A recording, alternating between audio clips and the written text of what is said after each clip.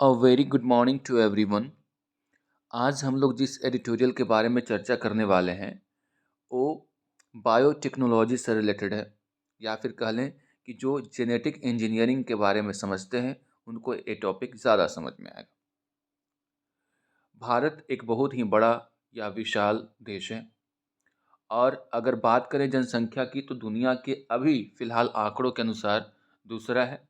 लेकिन अगर ये तो 2011 के आंकड़ों के अनुसार है। अगर वर्तमान में अगर जनसंख्या की यानी सेंसस होता है तो ऐसे में भारत हो सकता है कि विश्व का पहला ऐसा देश जो कि जनसंख्या के मामले में सबसे आगे हो। लेकिन अगर वहीं हम लोग एरिया की बात करें तो हमारे पास एरिया सीमित है, और इस मामले में हम लोग 7वें पोजीशन पे आते हैं। यानी एक बहुत बड़ी आबादी को खिलाने के लिए हमारे पास ज़्यादा से ज़्यादा उत्पादन की ज़रूरत है। और अगर हमारे पास खुद का अगर प्रोडक्शन नहीं होता है तो ऐसे केस में हमें दूसरे देशों से इंपोर्ट करना होता है खाद्य सामग्री, जैसा कि अभी हम लोग फ़िलहाल कर रहे हैं।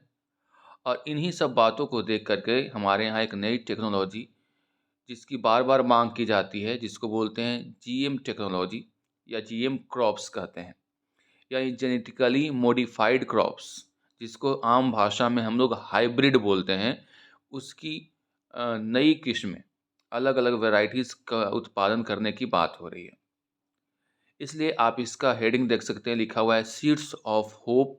होप का मतलब आशा, सीड्स का मतलब होता है बीज, यानी आशा की बीज।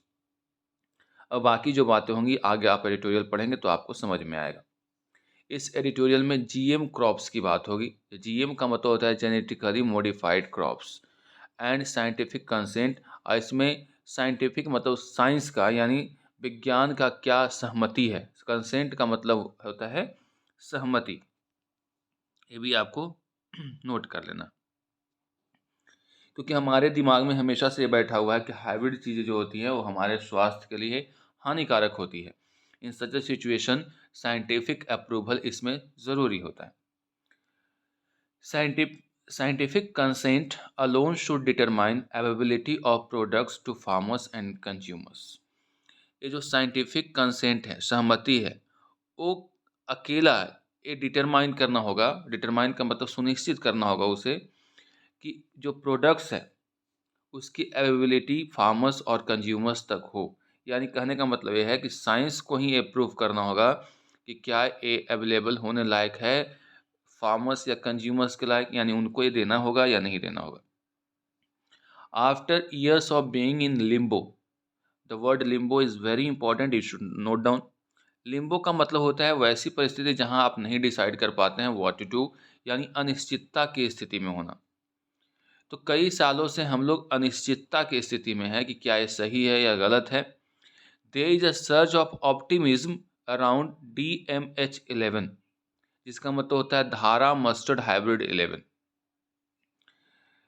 कई सालों के अनिश्चितता की स्थिति के बाद एक ऑप्टिमिज्म, सकारात्मक, जो एक तरह से कह सकते हो कि बढ़ोतरी, सर्ज का मतलब लिख लीजिएगा बढ़ोतरी, और एक ऑप्टिमिज्म की बढ़ोतरी हुई है, यानी सकारात्मक जो चीज़ें हैं उसको बढ़ोतरी हुई है। किस मामले में? DMH11 धारा मस्टर्ड हाइब्रिड 11 के मामले में। एक वैरायटी है जो कि डेवलप किया गया है जेनेटिक इंजीनियरिंग टेक्निक्स के माध्यम से। A variety developed using genetic engineering technology by Indian scientist and public funds. इसका जो उत्पादन हुआ है या फिर डेवलपमेंट हुआ है वो हुआ है जेनेटिक इंजीनियरिंग टेक्नोलॉजी के माध्यम से, जो कि इंडियन साइंटिस्ट और कुछ पब्लिक फंड्स के माध्यम से इसका डेवलपमेंट किया गया है। इसका DMH11 जो कि धारा मस्टर्ड हाइब्रिड 11 है।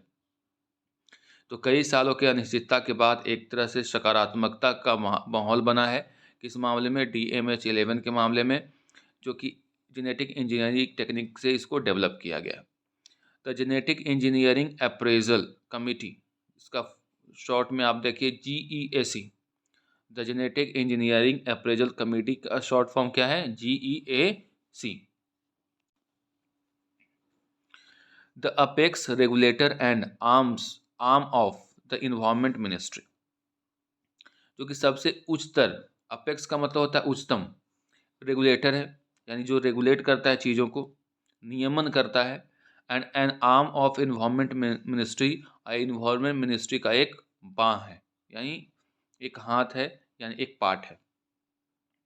Last week clear the variety of environmental release, और पिछले सप्ताह उसने स्पष्ट कर दिया कि इन्वायरमेंटल रिलीज यानी इसको रिलीज करने के लिए हरी झंडी दिखा दी। The seed can be grown in fields for producing more of its kind, और कहा गया है कि इस सीड को फील्ड में ग्रो किया जा सकता है और इसी की तरह के और भी काइंड्स, प्रकार के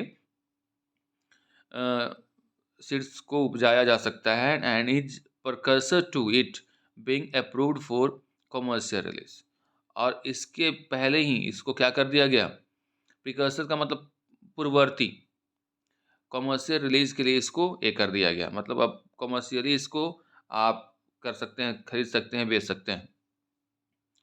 DMH11 धारा मस्टर्ड हाइब्रिड 11 जिसको कहा गया, implies genes from soil bacterium, जिसमें जीन जो होता है वो सॉइल के बैक्टीरिया से आता है। That makes mustard a self pollinating plant, जिसके वजह से ये जो सेल्फ पॉलिनेटिंग का मतलब होता है, जो कि पॉली पॉलीग्रेशन पढ़े होंगे आप, पॉलिनेशन पढ़े होंगे।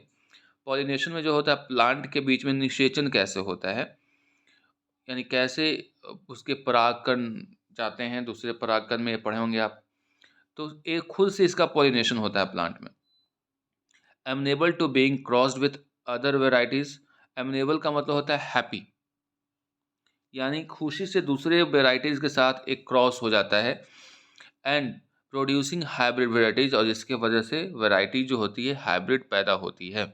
यानी इसमें किसी, हम आमतौर पे क्या होता है कि एक फूल से दूसरे फूल में जो भौरा पक्षी या फिर किसी पक्षी के पैर में लगने के बाद परागकण दूसरे परागकण में जाता है, उसके बाद उसका निषेचन होता है, ये प्रक्रिया पॉलिनेशन कहलाती है। यानी पॉलिनेशन होने के लिए किसी थर्ड पार्टी का होना ज़रूरी है, लेकिन यहाँ पे क्या है, यहाँ पे खुद से इसका पॉलिनेशन होता है, सेल्फ पॉलिनेशन प्लांट होता है, इसलिए इसमें हाइब्रिड पैदा करने की ये होती है। Hybrid varieties are generally more vigorous, जो हाइब्रिड वेराइटीज़ होती है वो ज़्यादा ताकतवर होती है। In the case of mustard, अगर मस्टर्ड के केस में बात करें, and oil seed will produce more oil, और जिसका जो सीड होगा, यानी जो नए तरीके का जो सीड होगा, वो ज़्यादा से ज़्यादा क्या करेगा, मस्टर्ड जो है ज़्यादा से ज़्यादा इससे तेल निकलेगा। आगे देखिए, despite having varieties of mustard, अलग अलग प्रकार के मस्टर्ड होने के बावजूद भी, मस्टर्ड समझ रहे हैं ना, सरसों, India continues to be a net oil importer, Bharat जो है हमेशा से ऑयल का इंपोर्ट करता रहा है। ड्यू टू पुअर एल्ड्स, ये इसलिए करता है क्योंकि हमारे यहाँ इसकी उपज जो होती है, ये उपज बहुत ही पुअर है। इंडिया कंटिन्यूज हो गया। द फूड, यहाँ पे देखिए, the food crisis due to the Ukraine war was only exacerbated the problem, और फूड के जो लेकर एक क्राइसिस है, अभी भी आप देखते होंगे कि जो सरसों का तेल है उसका दाम आसमान पे है। तो यूक्रेन से हम लोग इसका इंपोर्ट करते थे, और वहाँ पे युद्ध होने की वजह से हमारे प्रॉब्लम को ये और एग्जासर्बेट कर दिया। इसको लिख लीजिएगा, इसका मतलब होता है बढ़ा दिया। एग्जासर्बेट करना मतलब बढ़ा दिया। डिस्पाइट डिकेड्स लॉन्ग ट्रायल, दशकों के लंबे ट्रायल्स के बावजूद mustard hybrid have not made it to Indian farmers, और दशकों क्या है कोशिश के बावजूद भी जो इंडियन मस्टर्ड्स है वो भारतीय फार्मर्स के लिए कुछ नहीं कर पाया, बिकॉज ऑफ एक्टिविस्ट, इसलिए क्योंकि जो इसके कुछ कार्यकर्ता हैं, एक्टिविस्ट हैं, उसने अपोज किया था, विरोध किया था to genetic modification technology, genetic तरीके से मॉडिफाई करने यानी हाइब्रिड का विरोध करते थे लोग। In principle and some farmer groups that believe them to be dangerous, और कई ऐसे फार्मर्स हैं जो उस विश्वास करते थे कि ये बहुत ही खतरनाक है।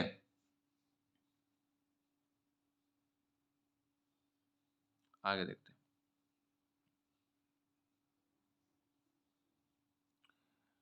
While several top scientists and agriculture experts have cheered the GEAC approval, हालांकि जो कई ऐसे टॉप साइंटिस्ट हैं और एग्रीकल्चर एक्सपर्ट्स हैं, उन्होंने जीईएसी का जो अप्रूवल मिला है, जेनेटिक इंजीनियरिंग अप्रेजल कमेटी के द्वारा जो अप्रूवल मिला है, सहमति मिली है, उस बात को लेकर काफ़ी खुश हैं। The celebration out to be muted, और सेलिब्रेशन को म्यूट करना चाहिए। इन 2017 टू 2017 में भी, यानी अभी ज़्यादा खुश होने की ज़रूरत नहीं है, ये कहना चाह रहा है। In 2017 too, GEAC had cleared the plant and then did backtrack by introducing additional tests after protests. 2017 में भी GEAC ने क्लियर किया था प्लांट को, लेकिन वहाँ पे प्रोटेस्ट होने लगा, और प्रोटेस्ट की वजह से उसको फिर से बैक ट्रैक करना पड़ा। जिस रास्ते से आया था उसी रास्ते से वापस जाना इज कॉल्ड बैक ट्रैक, उसको वापस लेना पड़ गया था। ये बताया जा रहा है यहाँ पे कि अभी ज़्यादा खुश होने की ज़रूरत नहीं है। 2017 की बात हो गई, अब बात करते हैं 2009 में। तो इन 2009 में GEAC had cleared BT brinjal. 2009 में एक और वेराइटी है बीटी ब्रिंजल, उसको अप्रूवल मिला था। A transgenic food crop only to be overruled by the UPA government again after protest. और इसको भी यूपीए सरकार के द्वारा उस समय ओवर रूल कर दिया गया, यानी दरकिनार कर दिया गया, जब इसके मामले को लेकर के प्रोटेस्ट हुआ तब। Again after protest, agriculture being a state subject में merit political security before a seed can be commercially released. कह रहा है कि ये जो प्रोटेस्ट हैं वो तो ठीक है, लेकिन ये जो मामले हैं वो सब ये स्टेट के मामले हैं, यानी ये स्टेट का मामला है। और ऐसे में जब स्टेट का मामला है तो यहाँ पे होना क्या चाहिए था कि सरकार इसको अथी क्या बोलते हैं, सरकार इसको क्या दे, अपनी सहमति दे या फिर प्रोटेक्शन दे, इससे पहले कि इसको कॉमर्शियली रिलीज किया जाए।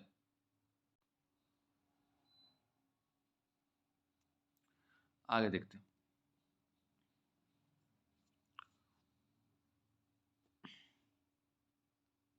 However, हालांकि in the case of transgenic technology, their decisions have only served to throttle the technology process। हालांकि जो कहा जा रहा है कि ये जो जेनेटिक टेक्नोलॉजी है, इसको लेकर के जो डिसीजंस हैं वो टेक्नोलॉजिकल प्रोसेस को थ्रोटल, उसका गला दबा दिया है। द होल्ड और सो कॉल्ड मोरेटोरियम, जो इस पे रोक लगा दिया जाता है थोड़ी देर के लिए, स्थगित कर, मोरेटोरियम का मतलब होता है स्थगित कर देना, स्थगित किया जाता है on BT brinjal persists, and it was only in 2020 that GEAC approved fresh field trial। और फिर से इसमें अभी भी है ये बीटी ब्रिंजल, और GEAC जो है फिर से इसको अप्रूव किया है कि फ्रेश फील्ड ट्रायल्स इस पे चले, which were in effect repetitions of earlier test. It is unclear if it will be available in the immediate future. और ये समझो कि एक तरह से पिछले ही तरह का टेस्ट है, उसका रिपीटेशन है, और ये अभी भी क्लियर नहीं है कि ये हमारे नज़दीक फ्यूचर में उपलब्ध होगा या नहीं होगा। बेटी ब्रिंजल की बात हो रही, यानी कहने की बात हो रही है एक कि हमारे यहाँ साइंटिस्ट तो कोशिश कर रहे हैं, जो एग्रीकल्चर एक्सपर्ट्स हैं वो कोशिश कर रहे हैं, लेकिन प्रोटेस्ट के बावजूद के बाद उन्हें फिर से इस पर विचार करने पर मजबूर कर दिया जाता है, क्योंकि ये मामला राज्य सरकार का होता है। कोई भी सरकार नहीं चाहती है कि लोग उससे नाराज़ रहें और उसका प्रोटेस्ट करें, तो ऐसे में बार बार रीटेस्ट की बात करके उसको टाल दिया जाता है, उसको होल्ड पे रखा जाता है। जैसा कि 2017 में 2009 में ये सब घटनाएं हुई, बेटी ब्रिंजल का एक वेराइटी आया था, उसको भी अभी फिर से 2020 में फिर से फ्रेश ट्रायल करने की बात हो रही है। तो इस तरह से अभी श्योर नहीं है कि ये फ्यूचर में हमारे लिए उपलब्ध हो पाएगा या नहीं होगा। नेक्स्ट देखिए, द बार्नेस बार्थर सिस्टम, एक तरह का वैसा सिस्टम जिसको डीएनए मॉडिफाइड करके जेनेटिक इंजीनियर के माध्यम से चीज़ों को मॉडिफाई किया जाता है, उसी को बार्नेस वास्टर सिस्टम कहा जाता है। Used in DMH11 is promising but already outdated. जिस सिस्टम का, यानी जिसको बार्नेस वाटर सिस्टम कह रहे हैं, वो DMH11 में इसको यूज़ किया गया है। हालाँकि ये बहुत ही अच्छा है, लेकिन अब ये आउटडेटेड हो गया है। गिवन दैट, ये बात को कंसीडर करते हुए, गिवन दैट का मतलब considering that, cutting edge technology जैसे CRISPR इज़ इन वोग। आजकल ये जो बार्नेस वास्टर थ्योरी नहीं, अब CRISPR अभी वोग में है। इन वोग का मतलब प्रचलन में होना। इन वोग का मतलब अभी ये प्रचलन में है। ठीक है, आगे देखते हैं।